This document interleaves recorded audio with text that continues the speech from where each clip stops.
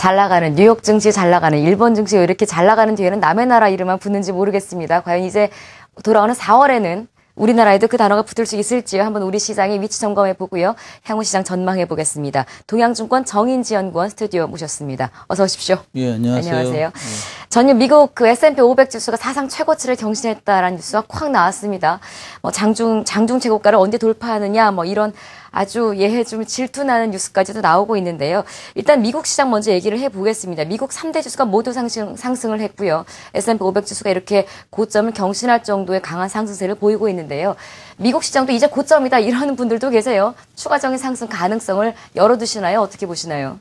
예, 일단 고점일 가능성보다는 추가 상승 가능성이 좀 무게를 좀 실을 수는 있습니다. 근데 네. 그 고점 돌파라는 게 사실 굉장히 오래전에 고점을 돌파한 거기 때문에 강한 저항을 뚫었다 이렇게 보기보다는 상승 흐름이 좀 계속적으로 강화되고 있다 이렇게 좀 얘기를 할 수 있을 것 같고요. 네. 주봉으로 보시면 지난번에 출연했을 때도 말씀드렸지만 이 채널의 상당선의 저항을 이미 이렇게 돌파를 한 상황이기 때문에 추세가 굉장히 좀 강화되는 그림이 나타나고 있어요. 사실 이전부터 보시면 60주 이평선이 크게 이탈하고 그다음에 작년 여름에는 조금 이탈하고 예. 작년 11월에는 그보다 약간 위에서 저점이 나오고 그래서 추세 계속 강화되는 구조로 진행된 가운데 채널 상단선까지 돌파를 해줬기 때문에 당분간 상승 추세는 좀 지속될 가능성이 높다라고 보는데 사실 그 추세가 강화되는 게 두 가지 의미가 있죠. 하나는 매수가 강하다라는 의미가 있고 예. 두 번째로는 과열일 수도 있다 이런 얘기가 같이 성립이 돼요. 근데 아직까지는 제가 생각에는 과열이라고 할 정도로 강한 건 아닌 것 같고요.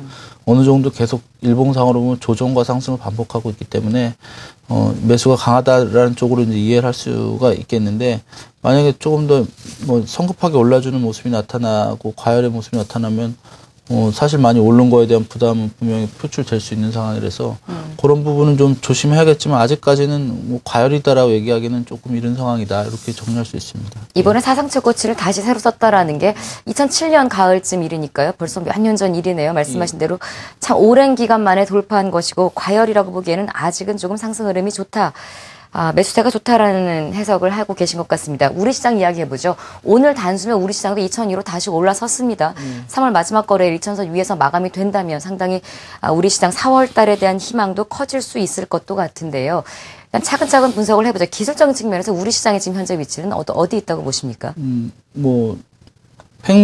장기 횡보를 마감하고 상승 추세에 들어가기 위한 어떤 관문에 들어섰다? 그 정도로 말씀드릴 수 있을 것 같은데, 사실 제가 이 얘기는 한 3월 중순부터 계속 했어요. 그래갖고, 예. 제가 원래 예측은 한 3월 달 내내 이렇게 좀 지지부진 하다가 4월 들어서면서 그 관문을 돌파하고 추세가 나지 않겠냐, 이런 게, 기존의 생각이었는데, 네. 생각보다는 지난주 낙폭이 지지난주 하락할 때, 낙폭이 좀 커가지고, 그 시점이 조금 지연되는 게 아닌가 이런 생각이 들고요. 차트 보시면서 좀 말씀드리겠습니다. 지금 우리가 보시다시피 지금 거의 2년 가까이 이제 횡보를 이렇게 장기 횡보를 하고 있는데, 네. 얘기할 수 있는 건 뭐냐면 이렇게 장기 횡보가 길어지면 추세가 나도 굉장히 크게 나거나 이게 추세로 진행되지 못하고 실패를 하면 또 추세 하락으로 진행될 수도 있다. 네. 그래서 아주 비관적으로 보시는 분들은 96년도에 IMF 터지기 직전의 모습이랑 비슷하다. 네. 이렇게 얘기하시는 분들도 계시고요. 사실 차트 모양만 보시면 되게 비슷합니다. 비슷해요. 사실. 근데 저는 이제 그런 수도 있지만 어쨌든 네. 저점이 계속 높아지고 있고 하락으로 진행이 되려면 벌써 좀 하락 쪽으로 진행이 됐어야 되는데 그러기에는 좀 매수가 좀 강한 거 아니냐 이런 생각을 계속 하고 있었고요. 여기 또 이제 60주 이평선 이탈하는 폭이 작년 11월 달에만 한 달 정도였다가 지난 1월 말에는 2번 정도 주중에 이탈하고 지금 완전히 지지받고 올라오는 모습이 네. 매수 강해지고 있죠. 다만 2050포인트 부근에 있는 이전 고점대를 못 넘었어요. 그래서 여기를 넘으려면 사실 어느 정도의 공방이 좀 있을 것 같고요. 지금 같으면 단기적으로 그냥 한 2050 정도까지는 갈 수 있겠다 이렇게 생각이 되는데 한 번에 뚫고 나가기는 어려울 것 같고요. 내려와가지고 또 다시 한 2000포인트 부근에서 지지받는 모습들.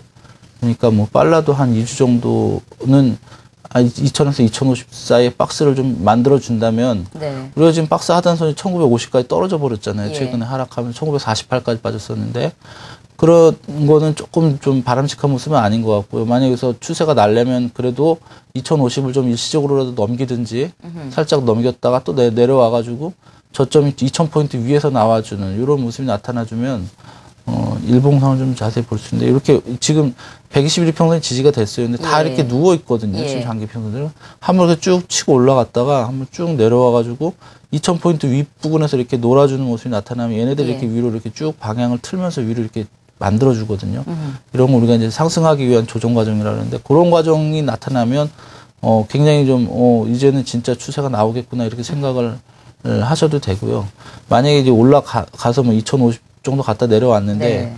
다시 뭐 1,950포인트를 깨고 내려갔다. 뭐 1,940이나 뭐 20까지 이렇게 가졌다 이러면은 이게 추세로 가는 게 실패했구나.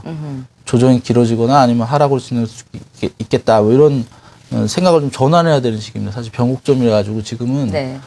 만약에 제가 말씀드린 나쁜 시나리오로 진행이 된다면 미국이 아마 이제 고점을 찍고 네. 큰 조정에 들어가겠죠. 근데 좋은 시나리오 진행된다면 여기서 이제 상승이 좀 어느 정도 일단 단기적으로 제한되겠지만 내려왔을 때도 2,000이 지지되는 흐름이 나타나고 추세로 이어지고 그러는 가운데 이제 글로벌 증시는 기존의 추세 계속적으로 유지되는 이런 흐름이 나타날 거로 봅니다. 근데 저는 예. 아직까지는 상승 가능성에 긍정적으로. 무게를 싣는 게 네. 뭐 제 주관이나 객관적인 차트의 모습이나 더 맞지 예. 않냐 예. 그렇게 입장 갖고 있습니다. 어쨌거나 지금 추세가 나타나기 직전 위치까지는 코스피 지수가 와 있는 상황이고 이게 추세적으로 크게 하락하거나 크게 상승을 하려면 뭐 기술적인 것만으로 그렇게 이루어질 수는 없는 것 아니겠습니까? 대외 변수가 아직은 크게 추세 하락 쪽으로는 기울어져 있지 않은 듯한 느낌을 받고 계신 것 같습니다. 우리 코스피 지수의 기술적 측면에서의 위치 살펴봤고요. 개별 업종들의 위치는 어디쯤 있습니까? 예, 전체적으로 보면은 뭐 상승하는 애들은 추세 내기 직전이고 하락하는 애들은 이제 바닥 확인하는 모습이고 그래서 업종별 흐름을 뜯어보면 그것도 예. 나쁘진 않다고 봅니다. 우리 뭐 전기전자 업종 시장에서 가장 중요한데 보시다시피 이 제일 마음에 드는 부분이 이런 거죠. 이제 이평선의 지지가 장기에서 단기로 옮겨가면 좋은 거거든요. 네. 이제 지난 1월 달에 하락할 때 120일까지 갔다가 60일 이평선 지지받아서 예, 매수세가 좀 강해지는 그림이고 뭐 역시 전고점 저항 아직 못 넘었지만 네. 돌파가 되면 이런 경우는 대체로 추세가 진행이 된다고 볼 수 있겠고요. 그다음 화학업종도 아직 뭐 방향을 못 잡고 있어요. 그러나 이제 바닥권에서 계속 지지가 되고 있는 상황이라서 추세선만 돌파하면 뭐 상승 전환 가능하다 보이고 운송장비 업종도 아주 좋습니다. 120일평선 저항 맞고 내려왔는데 결국 61일평선 부분에서 지지받고 이렇게 올라와줬어요. 저점이 높아지고 있고 121일평선이 이제 두 번째 돌파에 성공했기 때문에 하락은 이제 이건 아니다. 뭐 나빠도 횡보고 잘하면 이제 추세 전환도 가능하다 이렇게 볼 수 있겠고요. 금융업종도 박스 상단 계속 돌파 못하고 있었는데 여기 월봉 주봉으로 보면 120주평선 굉장히 강한 저항입니다. 근데 예. 돌파 못했지만 어쨌든 내려와서 다시 121평선 지지받고 올라와서 61평선 회복 시도하고 있어서 이 부분도 뭐 괜찮다라고 생각이 됩니다. 그래서 업종별로 보시면 전기전자 업종 같은 경우 추세 견조한데 나머지 업종들은 굉장히 안 좋았잖아요. 그러나 이제 최악의 경우라도 뭐 하락은 좀 아닌 것 같고 네. 횡보하거나 잘하면 상승 전환하거나 이렇게 이해할 수 있기 때문에 네. 시장 전반적인 흐름은 좀 긍정적으로 보고 있습니다. 네. 끝으로 우리 코스닥 시장의 위치 한번 확인해 보겠습니다. 현재 555선까지 찍고 있는데요. 코스닥의 위치는 어디쯤 있습니까? 코스닥은 참 4년 횡보의 저항이잖아요. 예. 굉장히 강한 저항이라서 이거를 쉽게 뚫는 거는 뭐 어려운 게 정상이고요. 근데 저는 사실은 얘가 550 정도 찍었으면 한 520 정도까지는 밀릴 거다라고 봤습니다. 왜냐하면은 과거의 패턴으로 봐서도 박스 상단 돌파할 때 한 61일 평선까지 이렇게 되밀렸다가 이렇게 돌파하는 게 이제 일반적인 모습이고 기술적으로도 자연스럽고 그런데 안 밀리면서 지금 횡보를 하고 있거든요. 네. 매수가 굉장히 강하다는 예. 뜻이에요. 사실은 그런 차원에서 보면 여기서 한 540, 50 정도에서 횡보를 뭐 한 몇 주 정도 더 해주면 이후에는 뭐 박스 상단 돌파 가능할 거라고 보고요. 장기 박스 4년짜리 박스였기 때문에 돌파만 되면 한 강하게. 100포인트 정도는 충분히 올라갈 수 있을 거다.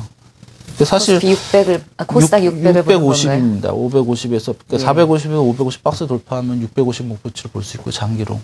물론 그 중에 뭐 출렁이는 모습은 중간중간에 나타나겠지만 어쨌든 지금 뭐 정부의 어떤 흐름에 굉장히 민감한 코스닥 시장이고 네. 박근혜 정부에서 그런 중소기업 그 육성에 대한 뭐 정책 의지가 있기 때문에 그런 부분이 사실은 코스닥 시장에 반영될 거다라고 기대를 하고 있는데 다만 이제 저항이 굉장히 강하기 때문에 단기적으로는 쉽게 돌파하기는 어렵다. 네.